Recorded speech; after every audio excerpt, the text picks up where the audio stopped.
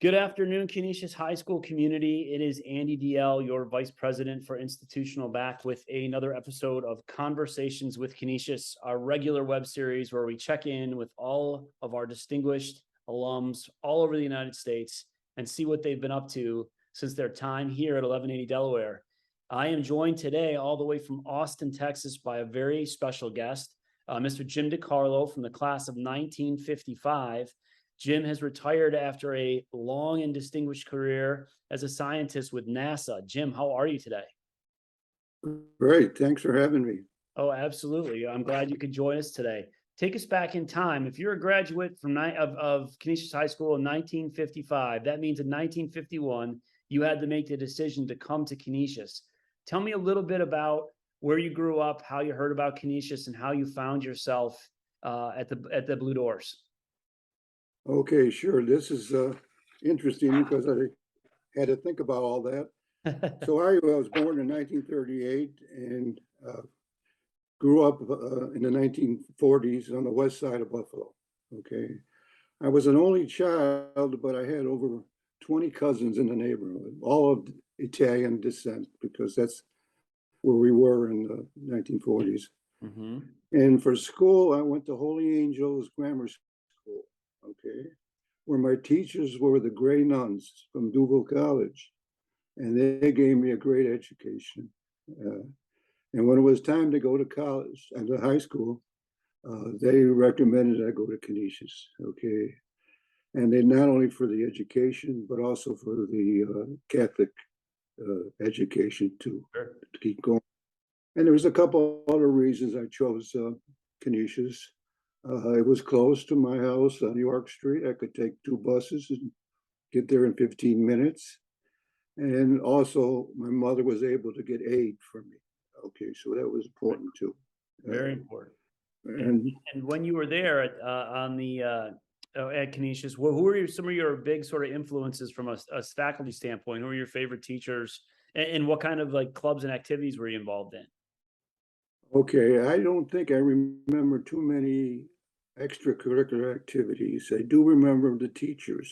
Yeah. And the one I especially remember was Father Persh, who taught math and got me very interested in math. It was like doing puzzles, essentially. And I still do puzzles. And I also remember my language teachers. And at that time, I was taking Latin, English, and German. Wow. I don't know if they still do that yet, but German was one of them because that was the scientific language at that time, if you read journal articles. So I was learning a lot about things from reading from the German they taught me. Wow. But the other thing was very important to me is the English teacher. And he pushed me and pushed me, okay? And I'm really grateful for that because I've written so many articles, over 200 publications. And I think I was able to do that because of all the background I had in English class, okay? And so the other things I liked about the high school is the diversity. I hadn't had that kind of diversity in grammar school. Sure. So I had Polish friends from the east side, Irish friends from the south side. Sure. And I think 1 or 2 black people too were there with me. Of course, we were all boys, of course, at that time. It still is, I guess. You mentioned all the articles you have written. So, at Canisius High School, you graduated in 1955. Right. Tell us a little bit about where you went to college and then how you got sort of on this trail as a physicist and a scientist. Okay. So when I graduated, or just about to graduate from the high school, I wanted to continue my Jesuit education. And I was thinking about engineering. Mm-hmm. And the trouble was at college, they only had 2 years of engineering, and then I'd have to go, I think, to Detroit to finish up my Jesuit engineering courses. Of course, we weren't didn't have that much money to get involved with that. So I said, well, maybe I'll just take physics, and that was recommended to me too. So I went to Canisius College with physics as my major, and it was nice going to college because a lot of my friends came with me. I think one of them in particular, Walter Budzinski. Okay, he was my friend for all the way to graduate school. So I had friends that were with me in Canisius College, and physics was my major, and the major teacher there that gave me a great input was Father Ruddick. Okay, now I understand that physics is gone from Canisius College because of the pandemic and maybe some other courses too. So I don't know if I could recommend Canisius College for physics anymore, but I had a great time there with that. I learned a lot. And when it came to graduation, I graduated with magna cum laude. When it came to graduation, Wally and I had seen that University of Pittsburgh was asking for graduate students. Okay, and it was not too far, 3 hours away. So we decided then, he and I, and we did it together. Signed up for graduate school at Pitt. And in that summer there, before I went to graduate school, I was recommended for teaching physics to nuns at the Catholic school in Erie, Pennsylvania. So that was really a nice experience. They were so helpful, so grateful for me teaching them physics. I got letters from them at the end, essentially. So then I went to, we both went to Pitt. And the first year at Pitt was teaching physics generally. And what we found is we knew all this stuff for the first year because we got it at the college and high school. There was someone that stuff. So that was very easy for us to go through the first year. And then in the second year, we had to pick an advisor. And I picked Dr. John Townsend. He was doing radiation studies using the cyclotron at Pitt. And we were radiating wires, metal wires, just to simulate maybe what goes on in nuclear reactors. And so I did my thesis on that. I wrote papers on radiation effects. And what was interesting there was that the temperature that we did the radiation at, it was near 0 degrees, absolute zero, like 4 degrees. And then we watched the material warm up and watched how it behaves. So I learned a lot of tricks how to measure wires and the properties of wires. And that went through my whole life. So then I got my degree. I met my wife in Pittsburgh.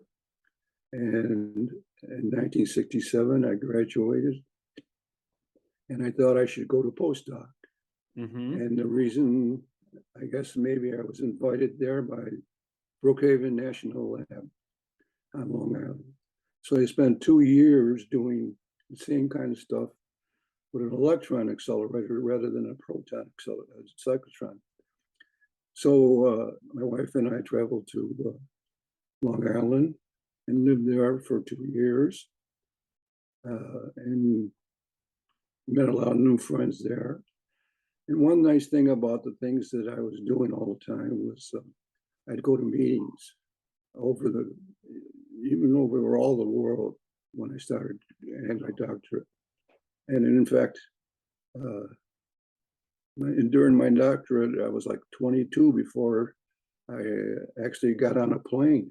I never knew what it was like to ride on a plane until I was 22 because I had to go to a meeting and give presentations. So if you want me to continue where I'm going that way in my career. So you had just tell us a little bit how you arrived at NASA. I mean, that's pretty much, I would imagine, a dream come true for any type of research scientist or physicist, especially someone that was in, and I believe your sort of specialty was aeronautical engineering. and a little bit of some experimentation with ceramics. And I find that fascinating. So could maybe take us a little bit through how you found yourself at NASA and how you sort of grew Okay, to run these different departments. this was 1967, and I was looking for jobs after Brookhaven, and I got offers from companies, and they wanted me to work on their products. But I also found an offer from NASA Glenn Research Center in Cleveland Mm-hmm. because they had an electron accelerator, just like I was using at Brookhaven. Okay, and Brookhaven had a lot of famous scientists at that time, and that was the Energy Department National Lab. Okay. When I get to the end of this, I'm going to say promote national labs for people to get involved with, because and so what I liked about NASA was I was going to work on a team.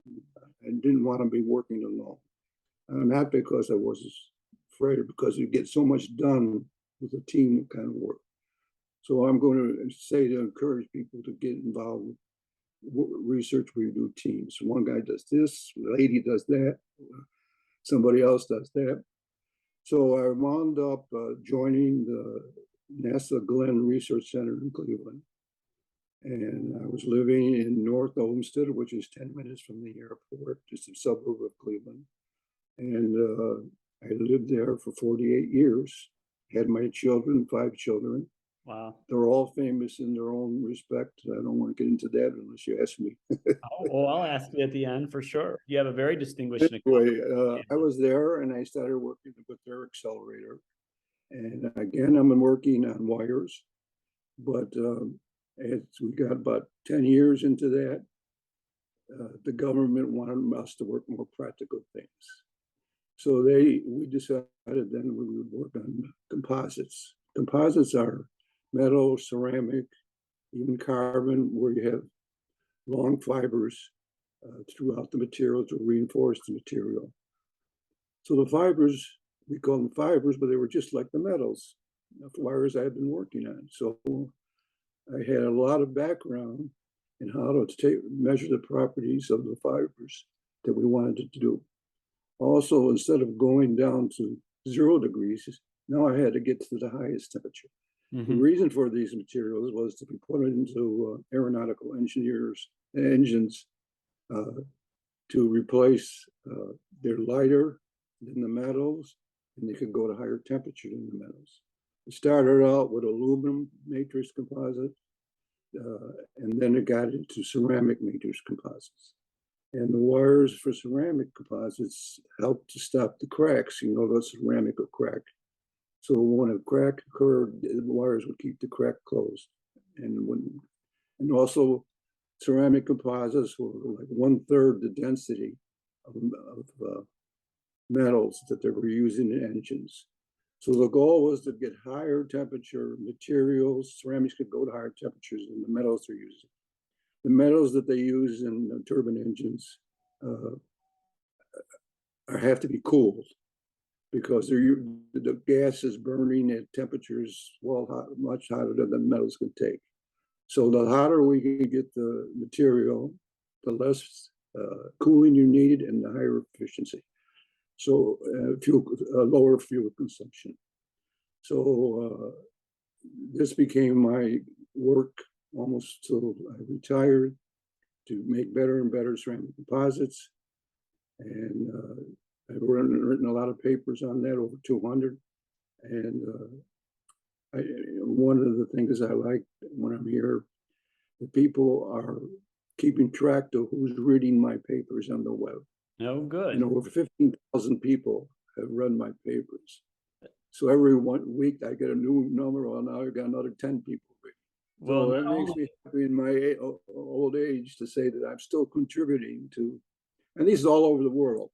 it's great. And the nice thing about NASA is that, and any national lab, is you're working in teams and you're going to meetings all over the world. You're meeting people, I have friends all over the world, from Asia, Europe, Australia, etc. And so I had a lot of opportunities to go to meetings that was because the government was paying for it. And also, if you know this, that NASA is picked by its employers as the #1 agency in the government to work for. Okay, so I'm trying to promote that people should look into NASA for maybe a job.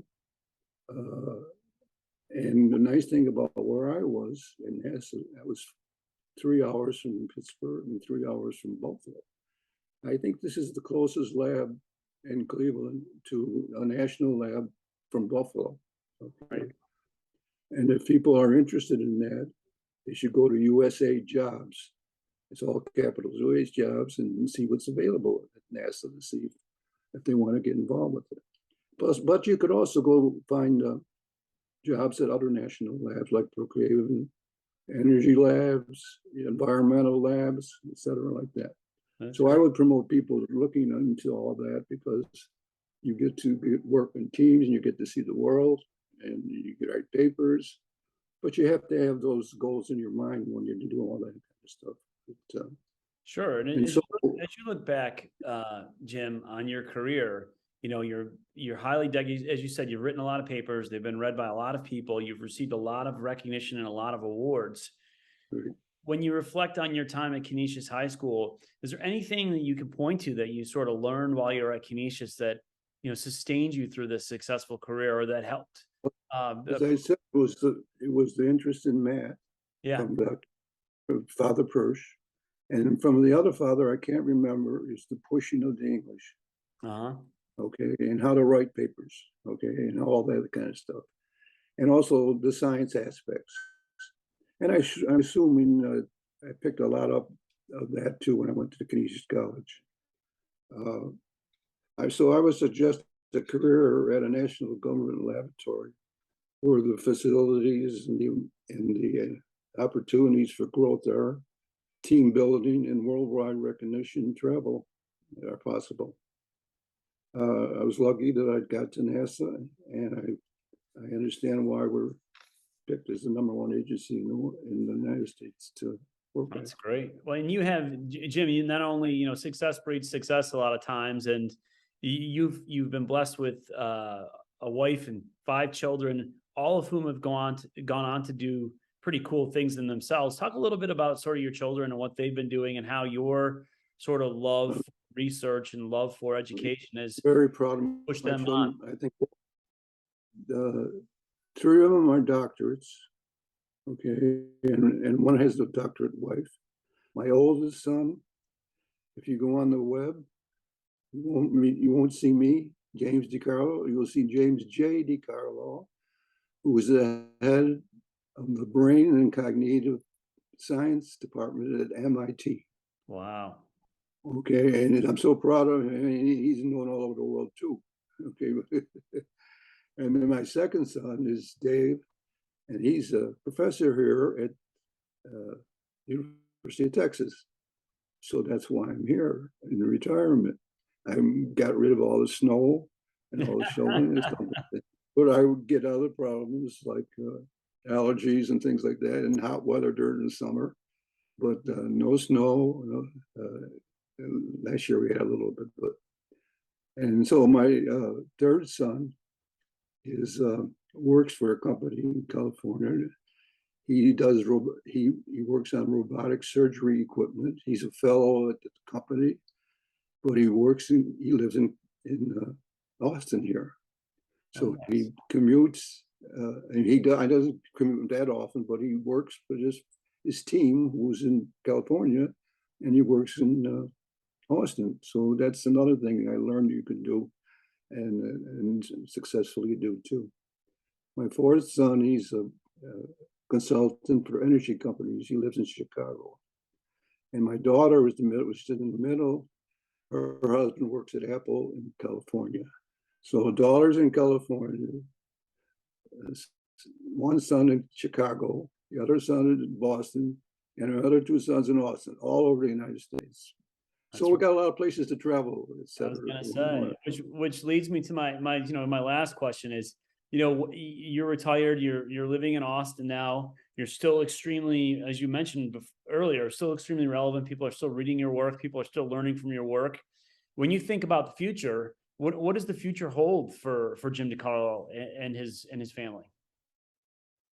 Well, I'm 84, so I don't know how long it'll last, although my parents lasted 96. So I might have another 10 years or something like that. Good. And we're in the process now of figuring out what are we going to do with Thanksgiving, where we're going to meet. Okay.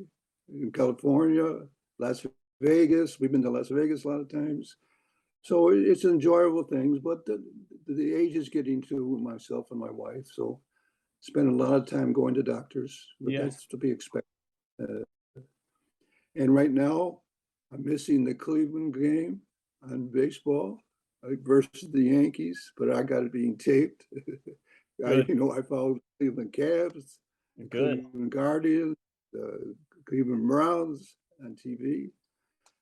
So I enjoy that, and I enjoy doing puzzles and things like that. Good. But the pandemic has kept us inside more than we'd like to be. Sure. We used to go out and eat a lot more than we're doing now, but hopefully that'll end at some point. Well, at some point, we got to get you back to Buffalo to see the school. If it's been a while since you've been here, one of my what's it called? Bucket list. Bucket list, yes. Yeah. Is to go to Buffalo, see where I was, and it's interesting that I think I told you this, that the church that I grew up with, Holy Angels Church, is closed. Yeah. Too. And the school is gone, etc. But still, I see the Canisius High School. I noticed that there's a tour I mentioned to you before. There's a tour on the web of what's going on in the high school, and I enjoyed looking at that and seeing some of the places I was. I thought it's very hard to remember a lot of that, but etc. So I would recommend that people look at that tour, or even the tour to high school. Don't do it on the TV. We have a virtual tour on our website, and we have open house this weekend. So there's plenty of opportunities. You're better at commercials for the school than I am, Jim. Thanks. But I wanted to thank you so much for spending a few moments of your time and talking a little bit about your very storied career. It was only really the tip of the iceberg. But the good news is if you want to know the kind of things Jim DiCarlo has been working on, these are published papers that you can go and read at any time. And so thank you very much for joining us. Excuse me. I recommend you go to Google Scholar. Yep, Google Scholar. All my papers are listed in Google Scholar. Or you go to ResearchGate, which is another website. Okay, and so you could find a lot of those things, but you got to be interested in my subjects. But there's other people. My sons are beating me, and a number of papers that they published. So, well, that's the way it goes, I guess. My grandchildren are following trend, and I have one great grandson right now. So I'm happy. I'm looking forward to see where he's going to wind up. Good. Well, thank you. That'll take about 10 years or so. Pardon? I said, thank you for joining us today. Thank you for sharing your story. We hope you get back soon as part of your bucket list. Useful to what you're after. Absolutely. Okay. Absolutely. We'll talk to you soon, Jim. I'll see you too. See you the next time I'm in Austin, Texas. Okay, call me up. We'll see where we can meet. And hopefully the pandemic will be done. Hopefully it'll be over. Great to see you. Okay, thanks for doing this. Absolutely.